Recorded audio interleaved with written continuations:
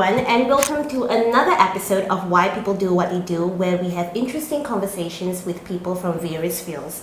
Now, today we have a special guest with us here, Mabel Low, clay artist and sculptor, founder of Mabel Story. You might recognize her from her amazing Instagram account. Thank you, Mabel, for joining us today. Thanks for having me. Yeah, interesting story that you have. So, tell us about Mabel Story and what you do exactly. Okay, so I sculpt from air dry clay, and Mabel Story is basically a service that I offer to other people where I design gifts for people. Okay. Yeah, so normally people would come to me for gifts like for birthday presents, or anniversaries or graduation and so on. Or sometimes they just want something made for themselves, like fan art. So it's very customized. Yes, it's very customized. So what kind of gifts are these? I mean, from your Instagram handle, and your Instagram account, sorry, it's all these little cute miniature, and you call that chibis. Yes, right? yes. So tell us a little bit about what are chibis and what are your best sellers? So chibis is not a term that I've coined. It's something that already They're existed. really cute. Yes, yes. So chibis in Japanese just mean that little or tiny. So in my context, it just means little humanoids that I make out of clay. So somehow my humanoids are like the most popular one, highly demanded ones are my chibis.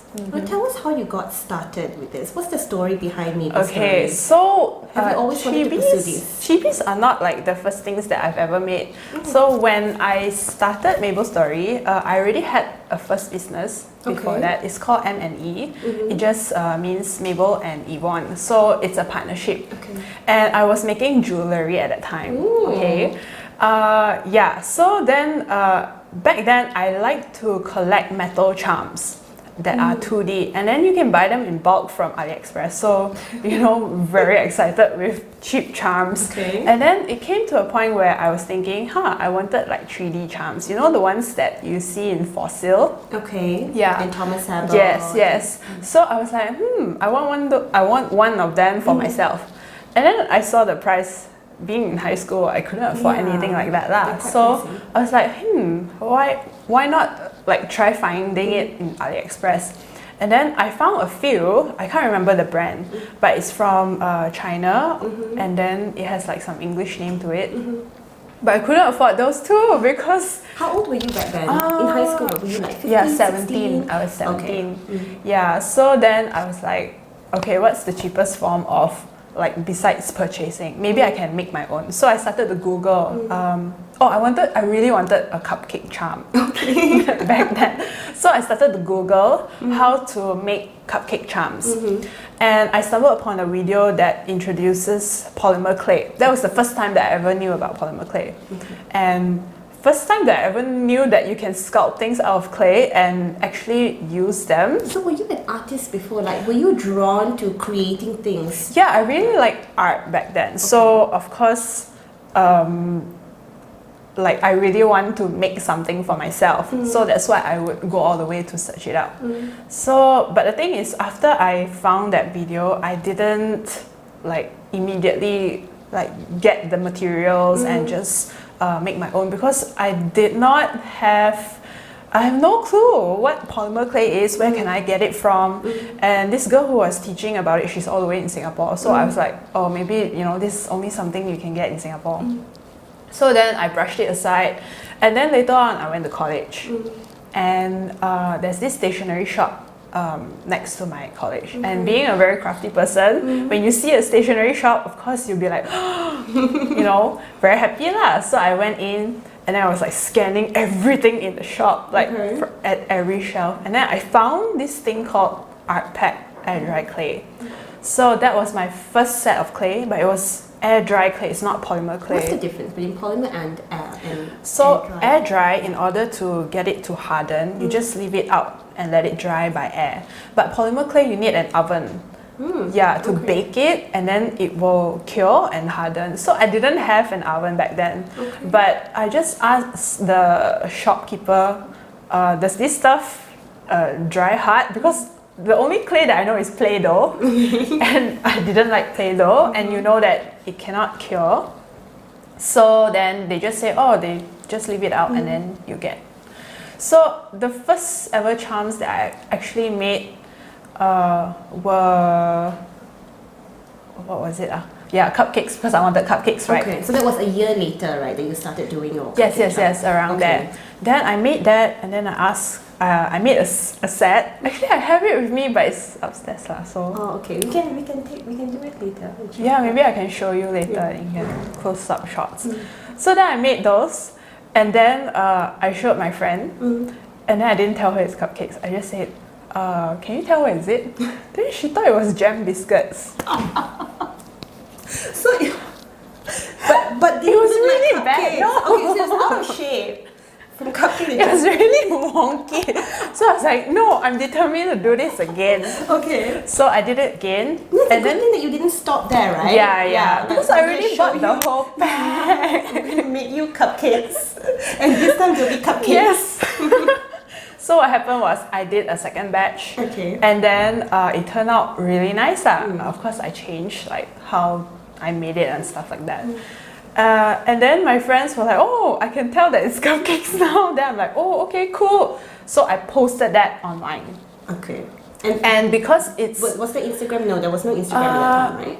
There was Instagram. Wait. I think I haven't found out about Instagram yet, but there was Facebook already. All right, so your first platform was Facebook. Yes. So, like I said, prior to Mabel's story, I had the M&E, right? But because it's all jewelry, so I wanted to start like a new line. And I wanted it to be separate from M&E lah. So I started Mabel's story. Okay. And then I posted my first pictures there. And that's when it all started. That's where it all started. And that was year? Which year was that? 2012, September. 2012, September. That was your first posting. Yeah. So that was a hobby that you started with, right? Yeah, Did you start selling that a short while? Not yet, because nobody demanded for it yet. Nobody knew that I can make this kind of stuff. Okay. So what happened was, after this first posting, then I was like, okay, I want to make more stuff. I want to try new things. Okay. Then I tried making T-Rex. Yeah, you can see this one here. Oh, a T-Rex. Okay. T-Rex, because I really fancy T-Rexes. Yeah. And then I think I was making up until here. This one, this bear. Just ignore the Star Wars. This bear. After I posted that, someone from Facebook said that I want one. Okay. Then at that time, I was teddy like, bear was the first. demand. Demand for of course, the business. Some people also asked for the dinosaur. Okay. But that was the first demand, and then I was like, this can lead to somewhere, so I'll just do lah, Okay, so that was how it started. How long were you doing that part-time while in college?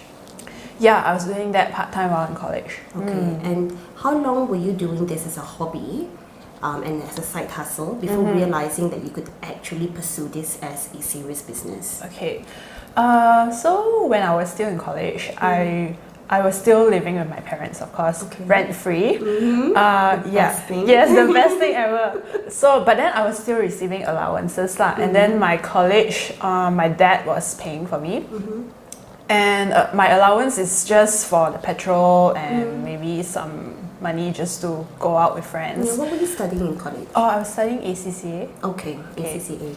So, So what happened was... Wait, sorry, what was the question again? How did you... When you realized you were going to pursue this as a full-time business? So what happened was, as more orders came in, right? I was getting more and more income from this side hustle, and then it came to a point where my dad actually asked me, like, he knew about the business, and then he just asked me, so do you want to start paying for your own college fees? And mind you, ACCA, right, you have to pay in pounds.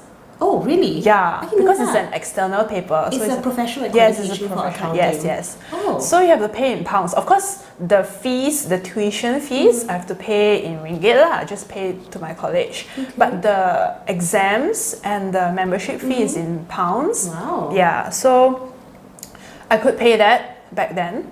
From your side Yeah, hustle? yeah, from my side Oh, so you're hustle. doing quite well. Yeah, as a quite side okay. business. Yeah, quite okay. Okay. So then it started with that. Then I said, okay, I'll try.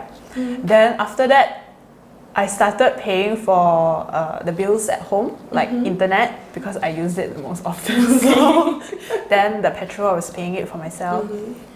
So I was sooner or completely later, like independent. Your dad didn't have to give you allowance anymore. No, Okay. not anymore. So that was when, but I haven't gone full time yet though. Like whenever people ask me, I would say full time Maple Story, part time student. But I went on with ACCA because there was no problem with it. Like I can juggle my time 50-50, and then Mabel Story just helps me pay for the fees, my tuition fee and my examination fees. So I just kept going until the point where I had to make a decision, where Mabel Story has just grown and it demanded more time from me. So I had to make a decision. It wasn't easy because of peer pressure and constantly comparing myself with my friends. Like everyone has a degree, but I don't have one yet. And ACCA is not like, oh, you finish all the papers and then you get a degree. No, you have to apply for a degree, and then you have to pay extra to write for the thesis and send it to England and see whether you pass or not. If not, then you have to do it all over again. So then I was thinking, if I'm going on this self-employment route, why do I need a degree for? But of course back then my pride was like, you just need one lah. Yeah, because everyone was giving one. And then it's like I wanted it as a safety net, and Mabel Story was not planned for, you see. So my original plan was just get a proper job, 9 to 5, and then I can expect my income. Yeah. So that's the kind of person that I am. I like to expect things, but Mabel Story is just everything opposite. Unplanned and yes. employed. Yeah, Okay. unstable. Yeah. No, I mean, but the thing is, that's where everything is in your hands, right? You're responsible for it, you're accountable for it. And since you're very organized and you plan things very well, so hence you can plan your... I know that you told me earlier that you do your own accounting, you do your own planning, you do your own sculpting, you do your own drawing. Yeah, so that really shows the drive that you had. Yeah, so when was... You mentioned that there was a point where you had to make the decision. Yes. Tell us about that time. What was the conversation like with your parents? How was the conversation like with yourself internally when you decided, like, you know what, I'm going to pursue Mabel Story full time. I know that it's a risk, not coming out with a degree. My peers will have a degree, but not me. Mabel Story, was there the sort of thinking where Mabel Story cannot fail, it would have to succeed because there is no safety net, I'm going all out, no matter what? So firstly about my parents lah. So one thing good about being independent is that you don't owe anything to anyone already. So I spoke to my dad about it, of course. I wanted to see what he thinks, but he's just quite liberal about it. He just said, well, now you're responsible for yourself, so maybe you can think hard on this lah. And he has no problems lah. If I don't want to pursue this, he has no problems. My mom is the same thing.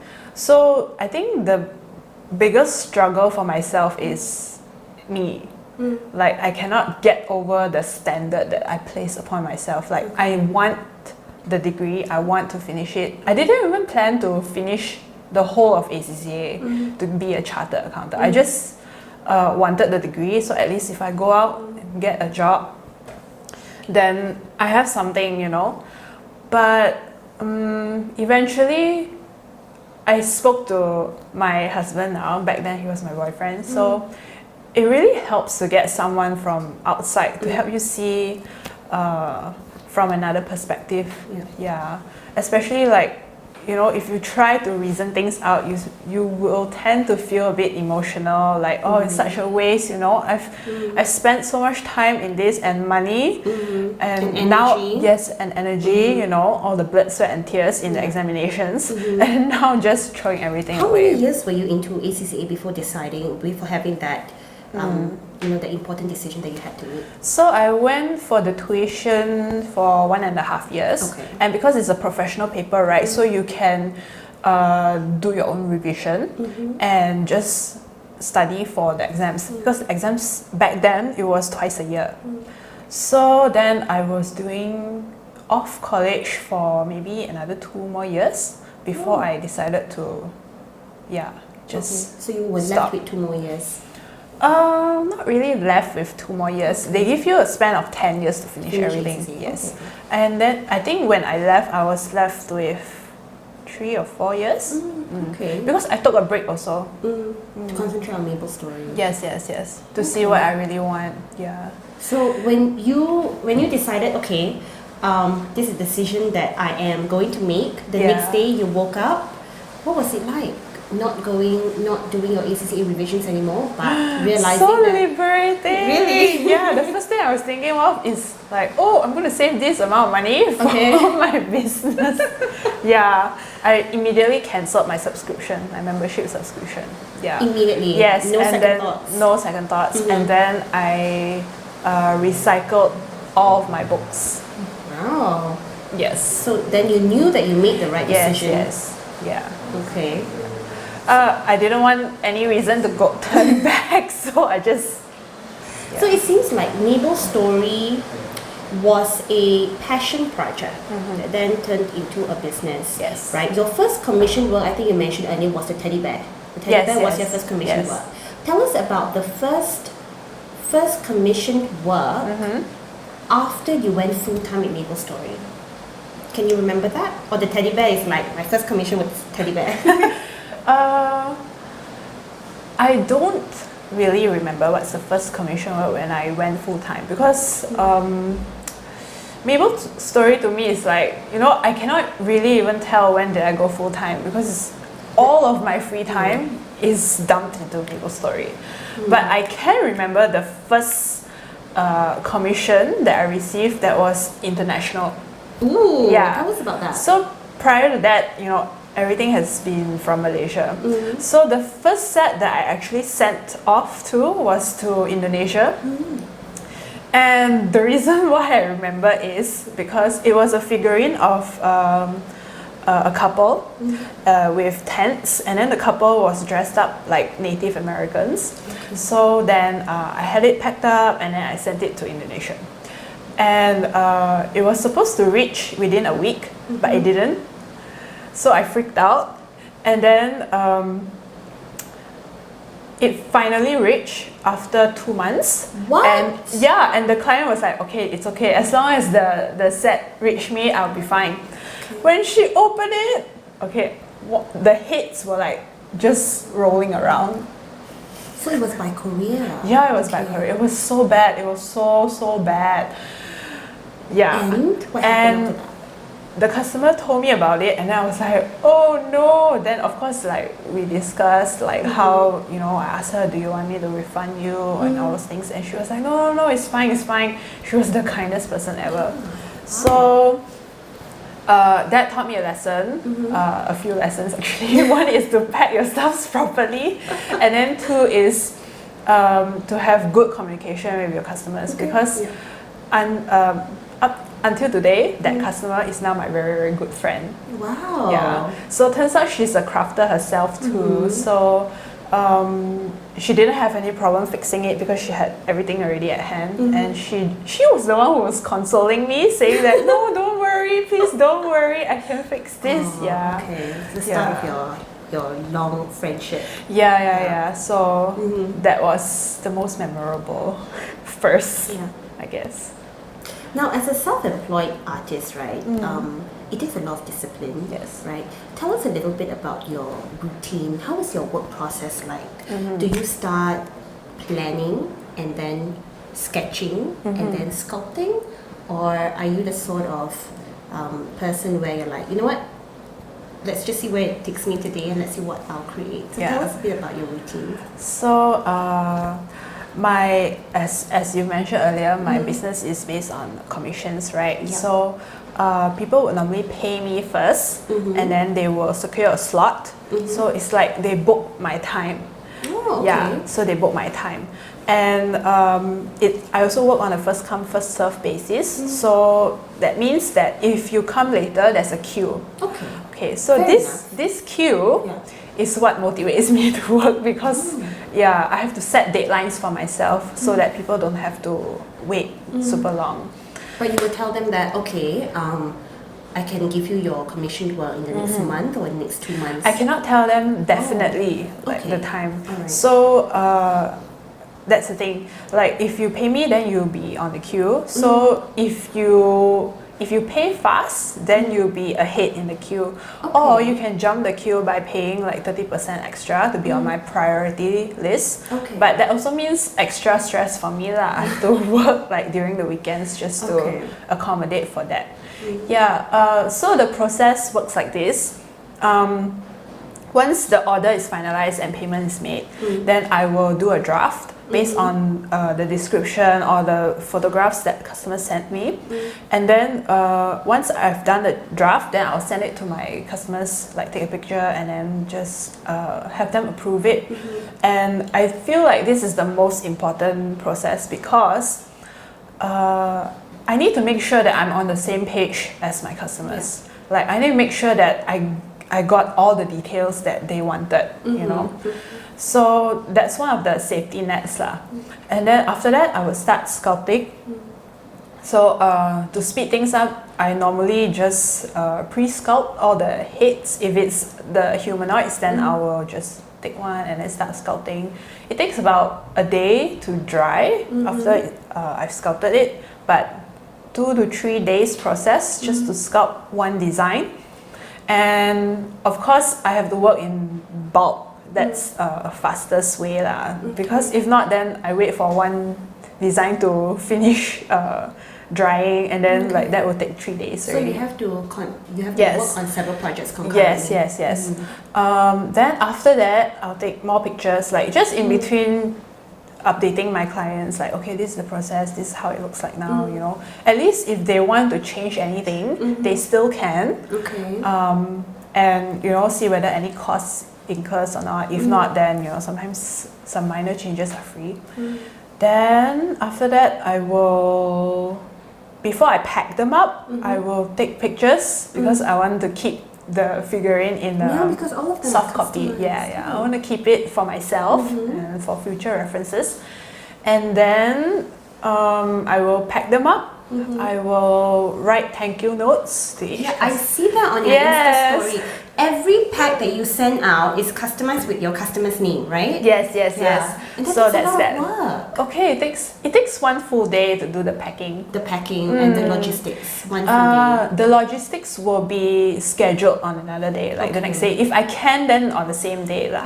But if not, then the next day. Oh, Yeah. okay. So roughly it will take about a week at the fastest. But because different people will have different designs, so if your design is more complex, it will take more time. So for one project, more often than not, it will be on average 1 week to complete. Yes. Yeah, but are there times where you send it back to the customer and they say that's not what I want, and you have to re-sketch that, so then the duration is then stretched on? Yes. So it really happens. depends on how soon the customer replies also. Like if they take their time, then of course it will be delayed a bit more. Okay. So this business process, or this process that you adhere to, right? Is it something that you identified from the very beginning, or it took a lot of I think I identified it challenges in the beginning, or at least the drafting one, because I was paranoid. I didn't want to make something until the end, and then the customer was like, "Oh, I don't like it." Or like you missed out this or missed out that. So that is my form of communicating. And then where's the rest? I think it just comes. Okay. Do you ever face situations where customers didn't want to pay you upfront as per your terms? They wanted you to send it to them first? There were a few, maybe like out of 100, maybe just 2 people. Of course, they asked like, "Oh, can I pay you partially?" And then my reply will always be, "Better not, because I will not keep count for you, so I will forget." So because I cannot afford to keep count who has paid like this much, who's owing this much. And back then, I did start Mabel's story, like I was telling you before, where people would place their orders, and then I would sculpt the figurine. And then once it's done, and if the customer is happy, then only they will make payment. But what happened was, many people started bailing. Like I think I received 2 or 3 customers who started like going missing. So they just ghosted. Yeah, like just ghosted. They didn't reply me, or some they just I sent them a picture and they were like, "Oh, so pretty! I really love it, but sorry, I can't pay you." Oh, okay. Yeah, so that was frustrating lah. Then I need to improvise lah. Then I just said that, okay, now if you want my work, then you have to pay first. And the worst thing is you cannot resell these items. Yeah, I can't because they're all customized. Yes, to it's all customized. Nobody will want them. So would your advice be for young upcoming artists who want to start their business venture to then work on the business process first, get the payment terms according to your business processes, because then if customers don't pay, especially if you're selling things online, I think it's best to receive payment first. Yeah. But of course, it really depends on which sector you're in. Like if you're in web designing, it's just like construction. You cannot expect people to pay everything up front, right? I don't know how the end result is going to be. Yeah. So like you can customize different payment plans for different types of businesses, whichever works with your client. Yeah. Okay. And so that's your business process. Tell us about your personal routine. Do you have a specific morning routine that you adhere to? Because this work studio of yours is in your home. Yeah. So, and to be self-employed takes a lot of discipline, right? You don't exactly wake up and then say, okay, I have to go to the office right now. Yeah. So I know that it takes a lot of discipline to work from home, and I don't know whether I can do that as a person. So I know it takes a lot of self-motivation and discipline. So what's your routine like? Like, do you wake up and you say, okay, these are my to-do lists, and then I'm going to dive straight into it? How is it like? So the thing is this. Before I came, I moved here, I was still staying with my parents. And then my workspace is just right beside my bed. Oh, so it's like literally, right, once I wake up, work. So do you change out of your jammies or? Like, no. Like, just go downstairs, have breakfast, come back up, and then just start on my work. Okay. Not really awesome but though. That's the thing though, it can be quite distracting because it's in your place of comfort. Yeah. So I didn't really have like my me time, which was fine to me back then because I really loved to work. But it's really unhealthy lah, because I get a lot of burnouts because of that. Like, I just cannot stop working. But your bed is right there. You can just like nap time. Yeah, I would just lie down and then I'll be like, no, I want to finish this first. Like just this last step. So you are self-motivated. It's encoded in you. Yeah. That's I think it's a problem in a way. So it's almost like when my boyfriend asked me to go out for dates, I'll be like, can't work today. So it's bad lah. So at least this is an upgrade now that we've moved, right? So I have my own studio. It's some sort of a separation. So whenever people tell me like, oh, you need to be really disciplined to, work from home, I'll be like, I can't relate. Because like I just want to work. Okay. So would you say that it's a blessing or a curse to work from home for you? I think it's a blessing because I don't have to bother about rent. Okay. Yeah, I don't have to bother about traffic. So I just need to walk down. Yeah. If time and money isn't a factor, what would you create? Yeah, I've been thinking long and hard about this one and I haven't got an answer because I have a very long to-do list. Like there's a lot of things that I want to make just for myself for the sake of creating. Okay, what are they? It can be one of the many things that I wanted to make is stop motion art. Stop motion art, what's that? So you create something, okay, and then you videograph it, like you take shots of, okay, how do I say this? You animate something out of clay.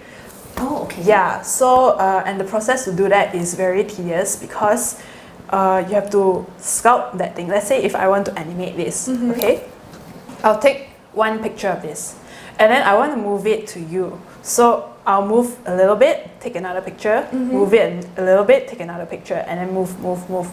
But it's the same clay. Yes, it's the same thing. Okay. So then, of course, I like telling stories too. Yeah, hence so Mabel's story. yes. So I really want to either create stop motion art or just make storybooks Okay. out of clay.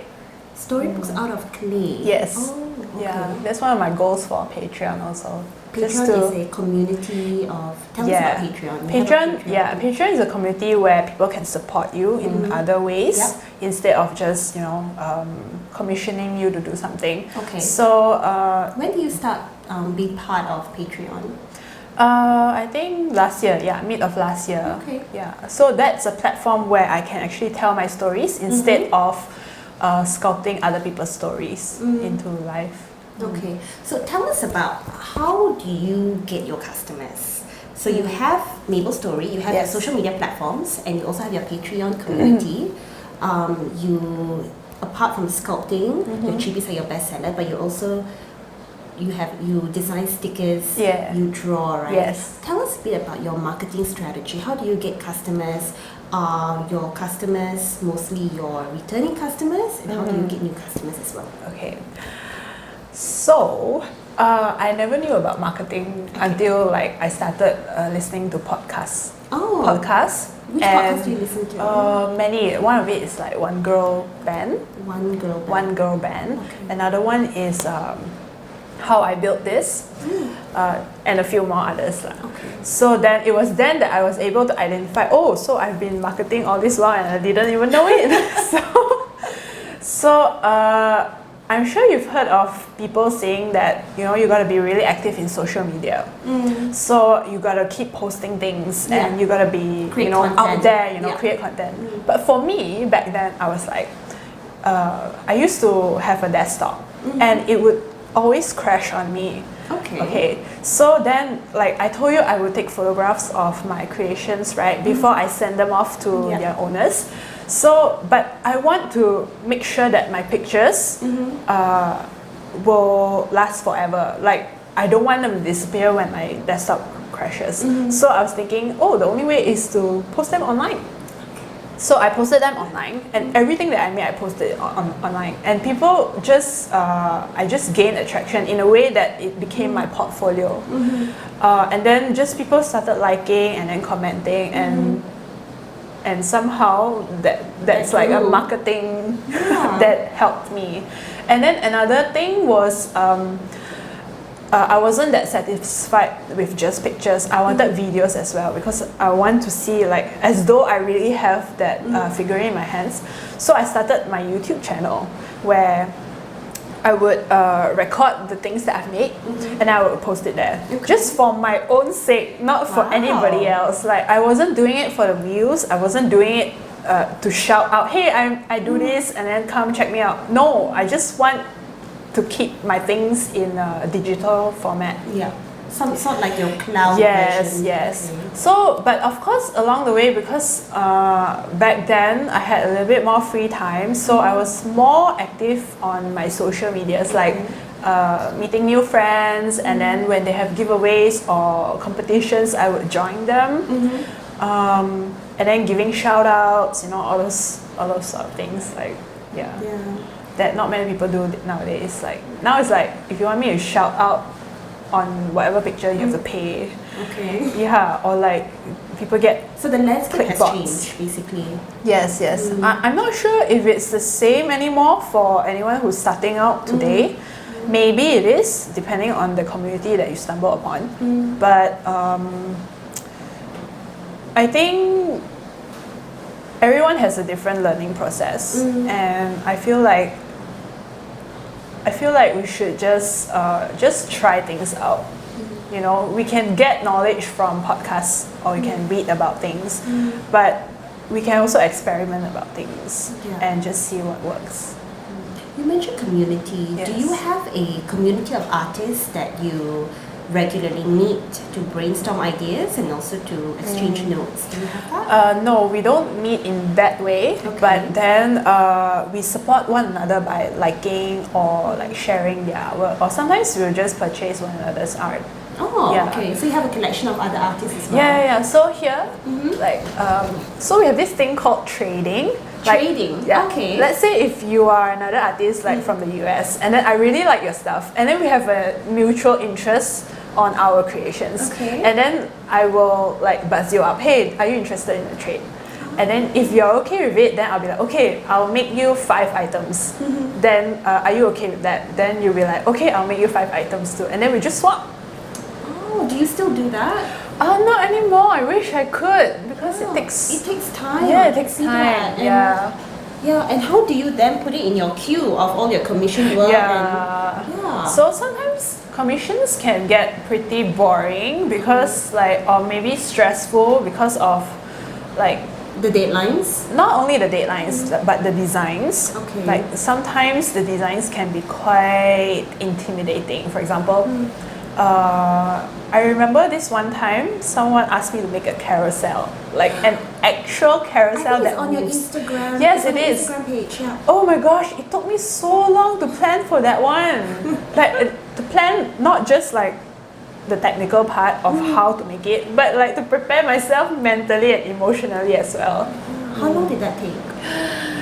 I think when I sent it off, it was 9 months. 9 months. Yeah. Okay, but the But customer client, did yes, not pressure she just you. said that take your time. Okay. That's that's a good good. thing that you have clients like that, right? Yeah. Okay. But in the end, were you happy with the end product? Yeah, I was quite happy. I don't mind making it again. Yeah. Okay, so you have to find customers that are interested in carousels or what musical carousel? Not musical. It's Okay. not mechanical though. So, but it's it like moves. manual. Yeah. Manual. Okay. Yes. A carousel that moves. So if you want that, she's ready to make another Yes. one. We prepared 9 months.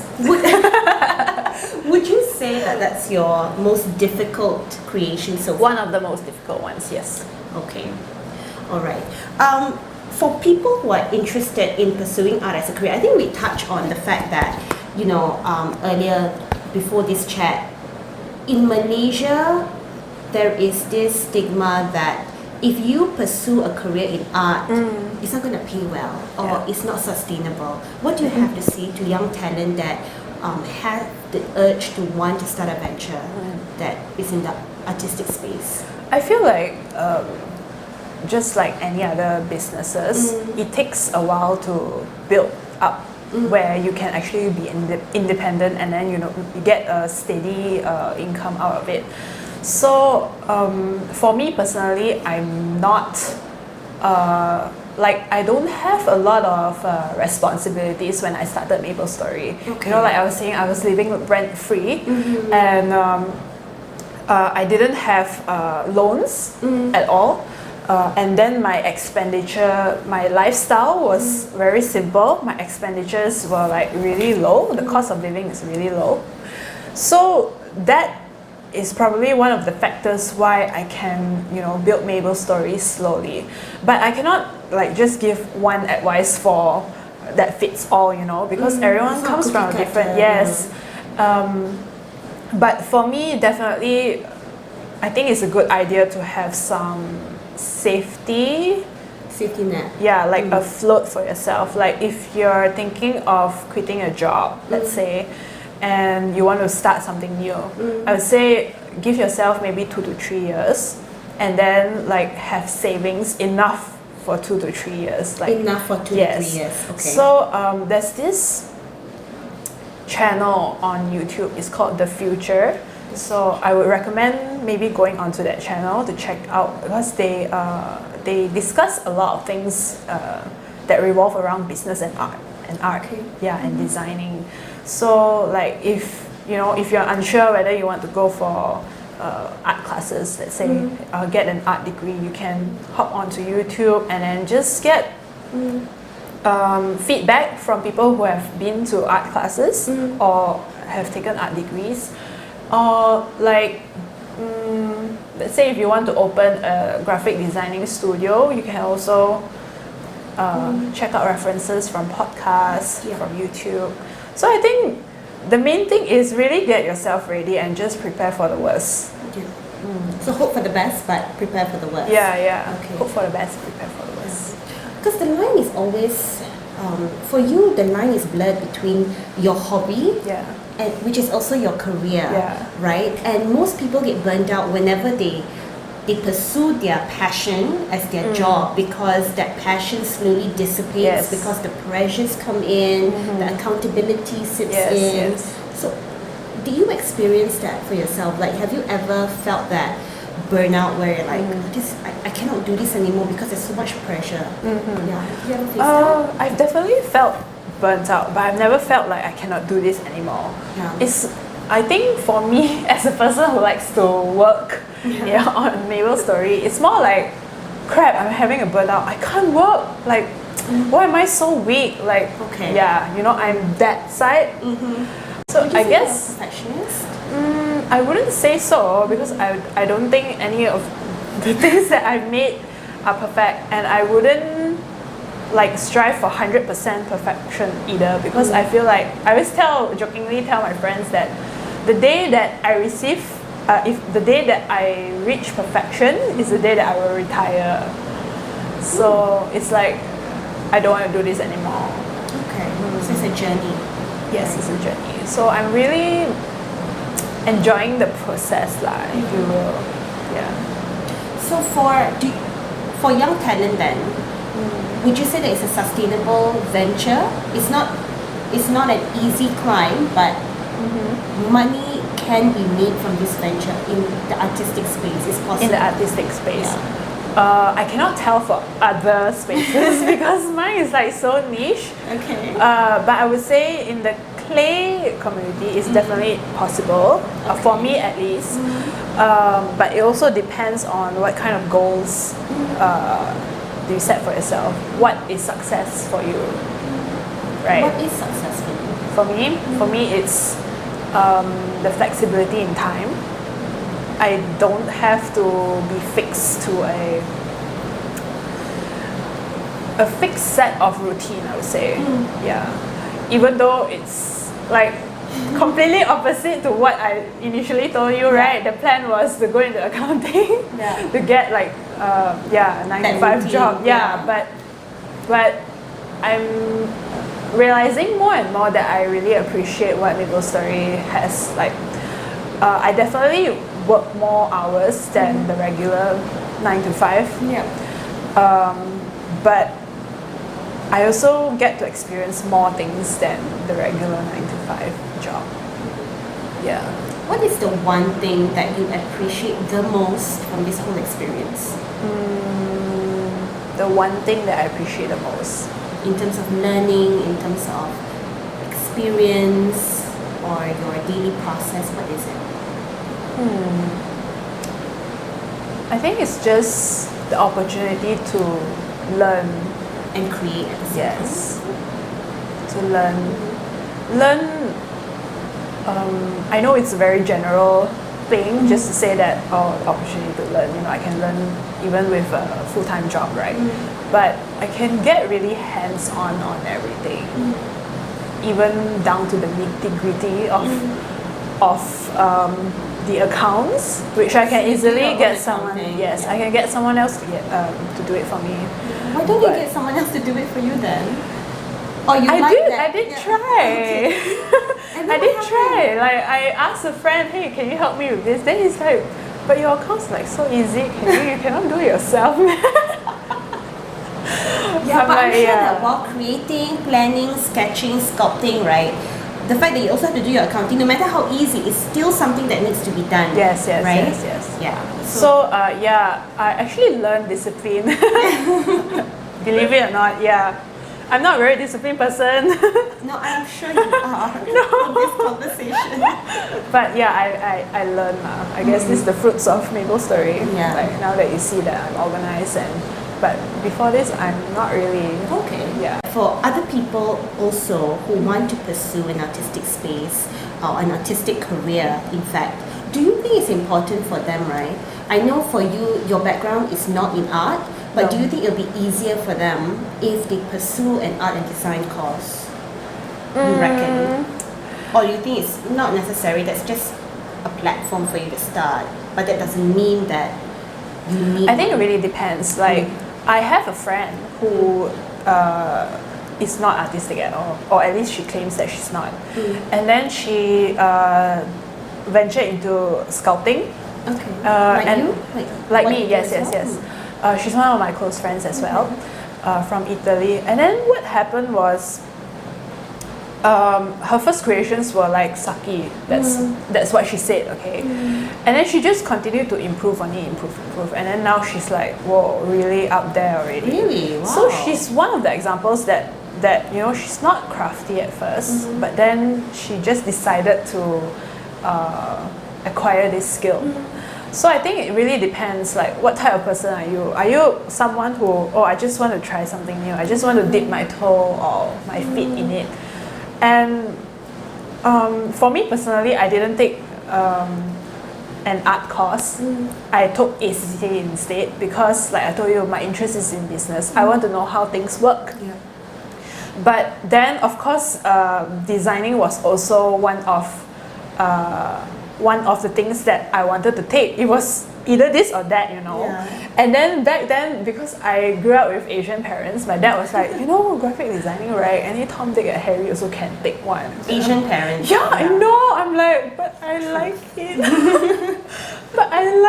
But then, of course, I was also weighing it in terms of value. Like, in Ipoh, like, if I pay so much, I only get diploma. Okay. But I can pay less and I get a degree for ACCA. So I was like, of course, go for ACCA, right? I didn't want to burden my parents. Also, of course, there's another consoling point is also where I can finish ACCA first and then I can go on to graphic designing if I want to. Yeah. And eventually, I realized that thankfully I didn't take graphic designing because I realized that that's not how I learn. Like, I don't learn from a syllabus. And if I went in it, I think I would have regretted and feel like I wasted money because I'm a very hands-on person. I learn from mistakes. So I have to make mistakes. So I didn't want the pressure of like the financial burden, like, I need to, pass this course. Right. But so I know that it doesn't work for me, but it might work for other people. Like, if you don't have any clue about art and you think that art courses might help, go for it. Or if you don't want the degree, you just want like short art sessions, there's a lot of it online. You can go on Skillshare, you can go like free sources like on YouTube. So I think that education there's nothing wrong. You can pay for it, you can get it for free. Is it necessary? Maybe for some, yes. For me, I like to learn, so for me I would say yes. Keep learning, don't stop there. But if you say that, is it definite? Like, do you need an art degree and then you come out, you have a successful artistic business? I would say maybe not.